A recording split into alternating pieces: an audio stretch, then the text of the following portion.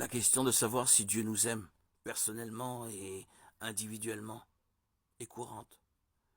Habitués à l'amour conditionnel de notre humanité finie, il nous est difficile de comprendre l'amour de Dieu. Nous connaissons nos défauts, nous savons que Dieu est parfait et sans péché, et que nous ne le sommes pas. Pourquoi Dieu, qui est infini et saint, nous aimerait-il, nous qui sommes limités et pécheurs? Et pourtant, la grande vérité de l'Évangile est que c'est le cas. À maintes reprises, les Écritures nous rappellent l'amour de Dieu pour nous. Dieu a créé l'humanité à son image, et il l'a fait avec beaucoup de soin et de préoccupation. L'Éternel Dieu façonna l'homme avec la poussière de la terre. Il insuffla un souffle de vie dans ses narines, et l'homme devint un être vivant.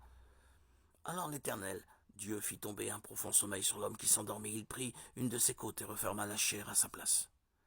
L'Éternel Dieu forma une femme à partir de la côte qu'il avait prise à l'homme, et il l'amena vers l'homme. Genèse 2, 7, 21-22. Il y a une intimité entre Dieu et l'humanité. Dieu a pris le temps de former l'homme et la femme, alors qu'il a conçu le reste de sa création en lui ordonnant simplement d'exister. Il leur a donné domination sur la terre. Genèse 1, 28. Et c'est lié directement à Adam et Ève. Après la chute, le couple s'est caché de Dieu lorsqu'il venait parcourir le jardin vers le soir. Genèse 3, 8. C'était tout à fait habituel pour eux de parler avec Dieu, alors que le fait de se cacher était anormal. Notre relation avec Dieu a été rompue avec la chute, mais son amour est resté intact.